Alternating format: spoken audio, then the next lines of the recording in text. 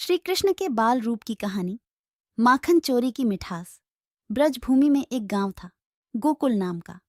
वहां की गलियों में एक बालक की चंचलता के चर्चे थे, जिसका नाम था कृष्ण। उनका बाल रूप इतना मनोहर था कि गोकुल के हर निवासी का हृदय उन पर आ जाता था। उनकी नटखट लीलाओं में से एक थी माखन चोरी। एक दिन यशोदा मैया ने स्वादिष्ट माखन तैयार किया और उसे एक मटके में रखकर उसे छत पर लटका दिया। उन्हें विश्वास था कि इस बार कृष्ण उस तक नहीं पहुंच पाएंगे, लेकिन कृष्ण की चतुराई के आगे सब विफल था। कृष्ण ने अपने सखाओं के साथ मिलकर एक योजना बनाई। उन्होंने एक दूसरे के ऊपर चढ़कर एक मानव पिरामिड बनाया और आखिरकार मटके तक पहुंच गए। कृष्ण ने मटके को फोड़ा और उसमें से माखन निकालकर अपने सखाओं के साथ मिलकर खाया। उनके चेहरे पर माखन के धब्बे और उनकी चमकीली आंखों में शरारती चमक देखकर कोई भी उन पर क्रोधित नहीं हो सकता था।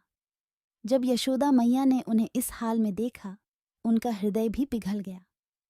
उनकी इस लीला को देखकर गोकुल के निवासी समझ गए कि कृष्ण कोई सामान्य बालक नहीं है।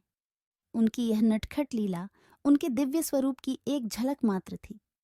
माखन चोरी की मिठास कहानी हमें सिखाती है कि कैसे निर्दोष चंचलता और प्रेम से भरी शरारतें भी हमारे जीवन में मिठास भर सकती हैं। यह हमें याद दिलाती है कि सच्चा आनंद छोटी छोटी चीज़ों में निहित है और कभी-कभी जीवन की सबसे सुंदर चीज़ें वो होती हैं जो हमें साधारण लगती हैं।